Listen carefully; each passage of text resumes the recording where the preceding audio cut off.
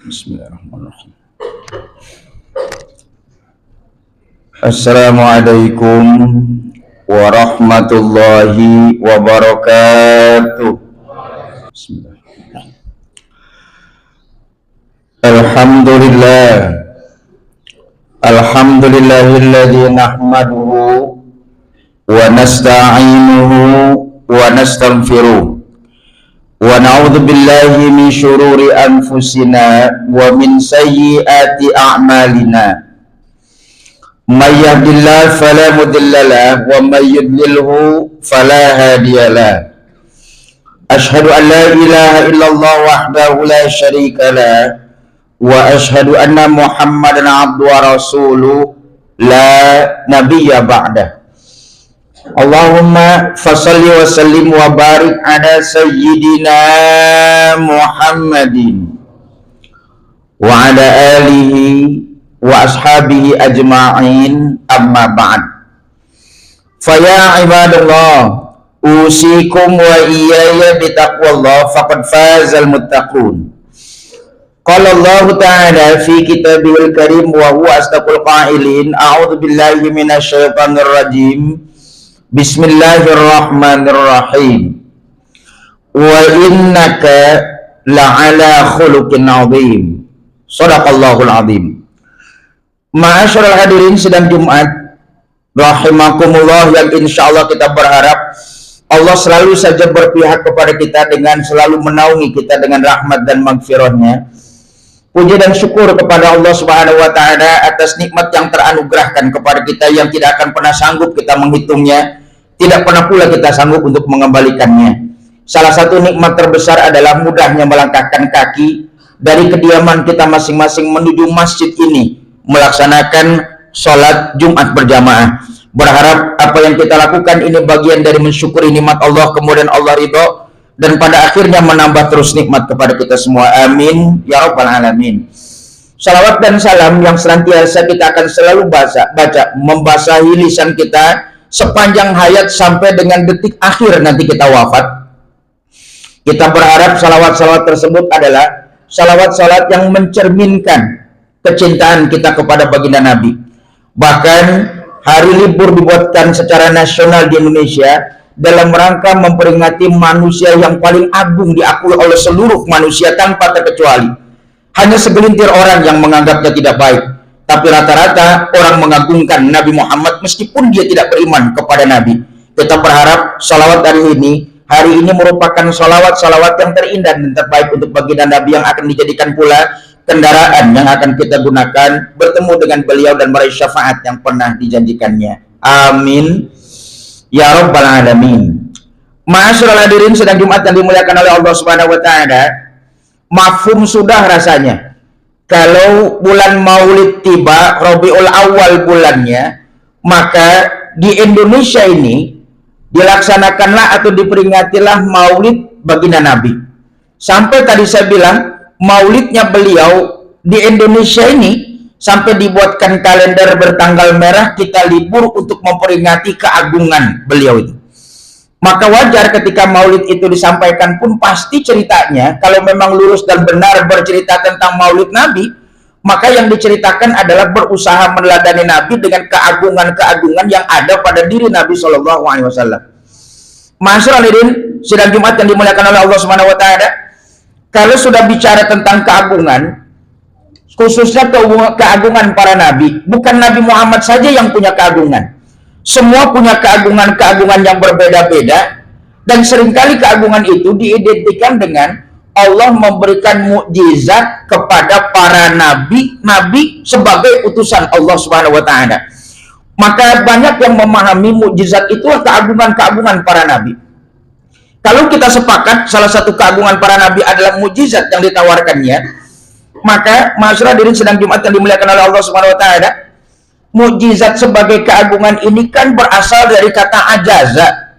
Siapapun kita kalau mencari kata mukjizat dalam kamus bahasa Arab, tidak akan pernah ketemu kalau diawali dari huruf mim.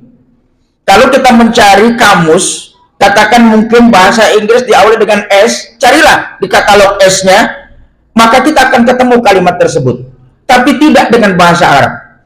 Bahasa Arab kalau ingin mencari kata ini apa, cari kata dasarnya. Maka kata mukjizat tidak akan pernah ditemukan kalau Bapak atau kita semua mencari dalam urutan huruf mim, tidak akan pernah ditemukan. Maka di huruf apa dia ditemukan? Ain. Baru ketemu di situ mukjizat itu.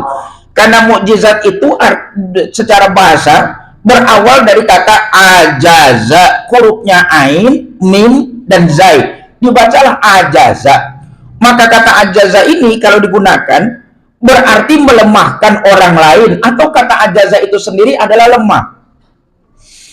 Kalau ada orang tua kita yang saat ini secara fisik dan psikis sudah mengalami penurunan, maka kita akan memperkenalkan mereka dengan bahasa yang, maaf, dalam bahasa Arab, ajuz. Ajuz artinya orang yang sudah lemahnya luar biasa sehingga tidak punya kemampuan sama sekali. Sehingga akhirnya hadza syai'un ajuz. Inilah orang tua saya yang sudah lemah luar biasa. Karena kata ajuz itu lemah. Sehingga kalau mukjizat ini berasal dari kata ajuz yang artinya lemah, maka setiap para nabi yang memiliki mukjizat itu, tujuan mukjizat adalah melemahkan siapa yang menantang, melemahkan orang yang tidak percaya, melemahkan siapapun yang tidak percaya kepada para nabi Allah, bahkan tidak percaya kepada Allahnya sendiri, maka diberikanlah mukjizat itu. Karena mukjizat kejadian yang luar biasa yang ada pada diri para nabi untuk melemahkan para lawan-lawannya. Masalah ini sedang Jumat yang dimuliakan oleh Allah SWT. Lihat, Al-Quran mengabadikan beberapa kisah para nabi diberikan mukjizat, tapi semua selalu saja ada lawan yang harus dihadapi. Ketika Nabi Nuh alaihissalam berdakwah, yang dalam bahasa Al-Qurannya beliau itu berdakwah 1000 tahun kurang 50, maka kita ambil 950 tahun. Beliau berdakwah 950 tahun, bukankah pengikutnya tetap ngeyel? Bukankah hanya sedikit? Bukankah yang hanya diselamatkan oleh Nabi Nuh alaihissalam hanya 80 orang dari sekian ribu umatnya itu? Sekian ratus tahun berdakwah hanya sedikit, bahkan Nabi Nuh mengalami pengejekan. Maka akhirnya Allah pun memberikan kemampuan kepada Nabi Nuh yang tidak ada pada masa tersebut untuk melemahkan kaumnya. Apa kemampuan Nabi Nuh? Buat kapal besar. Sementara pembuatan kapal ini, Nabi Nuh tidak mencontoh yang lain karena belum pernah ada di kapal ini dibuat. Apalagi kapal ini dibuat di tengah gurun pasir, di mana dia akan diberangkatkan? Bukankah pembuatan kapal, galangan kapal adanya di pinggir-pinggir pantai? Sementara Nabi Nuh dibuatkan di tengah-tengah pemukiman atau jauh daripada pantai itu. Sehingga akhirnya banyak orang yang mengejek. Begitu mengejek, Nabi Nuh bilang, suatu masa kami akan mengejek kalian semua. Maka akhirnya Allah pun menyatakan kepada Nabi Nuh alaihissalam, wasna'il fulka bi'ayunina, buat kapal dalam pengawasan kami wahai Nuh. Dibuatlah kapal. Kalau kita melihat kalimatnya wasna'il fulka bi'ayunina, buatlah kapal dalam pengawasanku. Kamu membuat kapal ini dalam pengawasanku, Allah. Kenapa dalam pengawasanku? Kamu belum pernah lihat kapal itu modelnya kayak apa. Bahkan kamu membuat kapal itu tidak melalui proses trial and error. Bukankah pesawat itu dibuat oleh manusia melalui perjalanan trial and error? Ada yang kemudian ditaruh di lengan, dikepakan, gagal. Kemudian digenjot, gagal. Sampai akhirnya orang menemukan pesawat dan berkembang pesat. Bukankah harus melalui trial and error? Tapi bukankah Nabi Nuh membuat satu kapal yang tidak ada contoh sama sekali, belum lihat sama sekali? Wasna'il fulka bi'ayunina, buat kapal, aku yang akan melihatnya dan aku akan mengawasi engkau. Bukankah itu mujizat untuk mengalahkan orang-orang yang tidak percaya selama 950 tahun itu? Kalau gitu mujizat melemahkan orang yang tidak percaya. Kedua, kalau Bapak kita semua, masalah hadirin sedang Jumat yang dimuliakan oleh Allah SWT, melihat bagaimana Nabi Ibrahim diberikan mujizat. Bukankah Nabi Ibrahim ini berhadapan dengan pamannya yang tidak mau beriman kepada Allah? Bahkan pamannya si pembuat berhala, bukan bapaknya. Ulama menyatakan dia pamannya. Kalau kita sebut kata Azar, ingatlah ketika Nabi Ibrahim berkata kepada bapaknya Azar, Azar bukan bapak menurut ahli tafsir. Azar ini kan pamannya. Sebab Nabi Ibrahim berkata, idz qala Ibrahimu li abihi, ingatlah ketika Nabi Ibrahim berkata kepada abinya. Dia bukan bapak kandung, dia paman. Sebab kalau bapak kandung dalam bahasa Arab pasti ditulis dengan kata walid, ini bapak kandung. Bukankah kita berdoa untuk bapak kandung kita dengan menyebutkan Rabbi firli wali walidayya, bukan Rabbi firli wali abi, tapi wali walidayya. Kalau gitu pamannya saat itu produsen berhala bukankah paling menentang dakwah Nabi Ibrahim?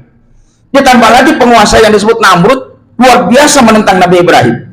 Mereka menyembah berhala, maka ketika Nabi Ibrahim harus melemahkan orang-orang itu, dihancurkan berhala yang berdampak kepada Nabi Ibrahim, dibakar Nabi Ibrahim. Maka ketika Nabi Ibrahim dibakar, Allah memberikan mukjizat untuk melemahkan Namrud kayak itu, melemahkan pamannya kayak itu, melemahkan orang-orang yang tidak percaya. Caranya, bukankah Nabi Ibrahim itu dibakar? Pada saat dibakar, jangankan kulitnya, pakaiannya pun tidak ada yang tersentuh dengan api itu. Bukankah itu mukjizat Nabi Ibrahim? Tujuannya melemahkan orang yang nantang. Masyarakat hadirin sedang Jumat yang dimuliakan oleh Allah SWT. Lagi, bukankah Quran juga merekam bagaimana Nabi Musa ketika berhadapan dengan Fir'aun? Fir'aun ngeyelnya luar biasa. Maka saat itu dia minta bukti. Kalau memang engkau utusan Allah, mana buktimu? Bukankah Nabi Musa diperintahkan melontarkan tongkatnya? Maka saat itulah berubah dia menjadi Thu'banum mubin, ular yang besarnya luar biasa yang membuat bergetarnya orang. Bahkan tidak hanya sekedar tongkat berubah dari ular. Saat ketika Nabi Musa mengeluarkan tangan dari kantongnya, maka saat itulah tangannya berubah menjadi cahaya putih luar biasa. Mujizatkah itu? Iya. Kepada siapa? Firaun. Siapa dia? Penentang. Jadi kalau itu dikatakan mujizat adalah penentang. Sekarang bagaimana dengan Nabi Muhammad SAW? Apa sih mujizatnya? Banyak yang bilang Quran, ada yang bilang kemampuan membelah bulan. Tapi ada ulama yang saya setuju pandangannya dan tidak sedikit. Mujizat Nabi Muhammad yang diakui oleh Quran itu kan akhlak sebenarnya. Ini akhlak yang mujizat beliau. Sampai-sampai Al-Quran dalam surat Al-Qalam bilang, wa innaka la'ala khuluqin azim, dan sesungguhnya engkau wahai Muhammad memiliki akhlak yang luar biasa yang gak akan pernah ada manusia sanggup menyamai. Bahkan kalau seandainya melintasi pun tidak melewati, menyamai pun tidak sanggup mereka itu. Bukankah itu? Bahkan ini pun diungkapkan oleh Nabi SAW, innama bu'istu liutamima makarimal akhlak. Cukup populer dari ini. Allah memerintahkan atau mengutus aku diutus oleh Allah untuk menyempurnakan budi pekerti, akhlak. Mujizat Nabi Muhammad terbesar itu kan akhlak sebenarnya. Dengan akhlak dia mampu menundukkan masyarakat alam. Dengan akhlak orang-orang yang tadinya bengisnya luar biasa berubah menjadi orang-orang yang santun. Dengan akhlak negeri yang gersang berubah menjadi hijau. Dengan akhlak orang yang ngomongnya kasar berubah menjadi orang-orang yang halus. Bukan akhlak. Kalau Nabi Musa berhadapan dengan Fir'aun, tongkat. Kalau Nabi Nuh berhadapan dengan umatnya, kapal. Kalau Nabi Isa berhadapan dengan bangsanya, membuat burung, menghidupkan yang mati. Itulah untuk melemahkan mereka. Tidak pada diri Nabi Muhammad. Yang terbesar, paling besar, akhlak. Bahkan memang akhlak sesungguhnya yang akan menjadikan sesuatu itu baik, orang respect, percaya, bahkan menghormat. Bukankah dari akhlak? Sampai-sampai ada ungkapan sesuatu yang luar biasa berkaitan dengan akhlak ini. Syauqi menuliskan dengan bait syairnya, innamal umamu akhlaquhum ma baqiyat fa in zahabat akhlaquhum zahabu. Sesungguhnya satu umat, satu bangsa akan tetap eksis kalau mereka memiliki nilai-nilai moral yang masih tetap terpelihara. Tapi kalau nilai-nilai moralnya tidak terpelihara, akhlak tidak terjaga, rusaklah kaum itu. Bukankah dia mendominasi sampai kehidupan itu? Berbangsa dan bernegara kalau meninggalkan akhlak, maka hancurlah bangsa itu. Tapi kalau menjaga nilai-nilai terbaik, maka dijaminlah bangsa itu tetap eksis, tetap ada, tetap hebat. Bukankah itu akhlak? Sehingga cukup banyak akhlak-akhlak Nabi yang tidak hanya sekedar besar, kecil, sepele pun menjadikan orang yang luar biasa tenang. Bukankah Nabi menyatakan kepada kita semua, Afsus salam malam man arafta wa man lam ta'rif. Sebarkan kedamaian itu kepada orang yang kamu kenal dan kepada orang yang tidak kamu kenal. Kan sepele. Persoalan ini kalau kita mau bilang receh lah. Ketika ketemu, assalamualaikum. Ketika berpapasan, assalamualaikum. Yang kita sudah jarang mengucapkan ini. Tapi setidaknya ketika salam kepada kanan, kiri, depan, belakang, bukankah orang-orang merasakan adanya kedamaian dari kehadiran kita itu? Dan itu cukup luar biasa memberikan dampak dan pengaruh. Bukankah itu? Tapi sekarang seringkali atau kenyataannya, hal yang remeh yang mampu memberikan dampak besar ini tidak kita lakukan sama sekali. Biasa saja sudah. Kalau gitu bukankah kita seringkali sudah berpapasan dengan orang lain, tengok kanan, tengok kiri? Zaman Nabi atau Nabi mengajarkan kita, sebarkanlah kedamaian itu. Orang kamu kenal atau tidak pun demikian. Sampai-sampai ketika melaksanakan ibadah umroh, seringkali mohon maaf, saya sering melaksanakan ibadah umroh, kemudian sampai ketemu dengan orang-orang Indonesia di lift. Kebiasaan kita cuma hanya diam dari lantai 13 sampai lantai dasar, diam saja, tidak ada yang tegur. Tapi ketika melihat orang-orang yang mungkin Islam berasal dari Eropa, begitu dia buka lift, Assalamualaikum. Bukankah itu sudah kedamaian dalam lift itu? Sepele, tapi bukankah memberikan kenyamanan, kenikmatan dari hal-hal yang kecil itu? Sehingga wajar kalau Nabi menyebutkannya, aku diutus oleh Allah untuk akhlak yang mulia. Sehingga kalau kita mau mengaitkan dengan bangsa ini, apa yang sudah terkikis bahkan nyaris hilang dari bangsa ini? Akhlak, moralitas, sesuatu yang tabu saat ini sudah biasa dikonsumsi. Ucapan-ucapan kotor sudah biasa di masjid-masjid itu. Yang caci maki dan segala macamnya masuk area masjid. Padahal masjid adalah tempat keteduhan dan ketenangan. Tapi seringkali podium mimbar masjid digunakan dengan kata-kata kotor. Seringkali yang membacanya dia menyatakan, wa nasta'inuhu, kami minta pertolongan dari keburukan diri kami dan keburukan mulut kami. Tapi ketika sudah bicara lepas kontrol, orang seperti ini tidak lagi menahan. Bahkan Nabi mengukur kebaikan seorang muslim, al-muslim man salimal muslimun min lisani wa yadi. Seorang muslim yang terbaik adalah kalau orang lain tercegah dari omongan kotornya dia dan dari jelek tangannya dia. Kalau saya mau kaitkan, Syahrudin yang baik adalah Syahrudin yang orang lain tidak pernah tersakiti dengan ucapannya, dan Syahrudin yang terbaik adalah orang yang tidak pernah tersakiti dengan tangannya. Mudah-mudahan Maulid Nabi Shallallahu Alaihi Wasallam tidak hanya diperingati secara meriah dengan berjanji yang hanya sekedar menjadi bacaan-bacaan simbolis, tapi yang baca juga nggak ngerti. Hanya sekedar ada kesenangan dengan makan sama bareng, walaupun saya tidak melarang itu semua, tapi setidaknya sayang dana yang cukup besar hanya sekedar untuk kumpul, tapi tidak mengambil manfaat yang luar biasa. Kalaupun kita tidak merayakannya, tidak memperingatinya, tapi akhlak Rasul akan terus berada. Kalau bulan Maulid tidak kita sepakati, setidaknya kehadiran beliau tetap akan sepanjang masa meskipun itu bukan Maulid.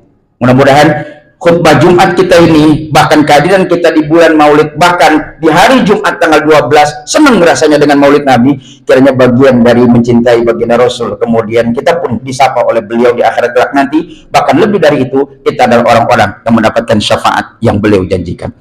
Barakallahu wa lakum fil Qur'anil azim, wa nafa'ani wa iyyakum bima fihi minal ayati wa dzikril hakim. Fataqabbala minni wa minkum tilawatahu innahu huwas samiul alim. Aqulu qawli hadza wa astaghfirullahal azim li wa lakum wa lisairil muslimin wal muslimat wal mu'minin wal mu'minat fastaghfiruhu innahu wal ghafurur rahim.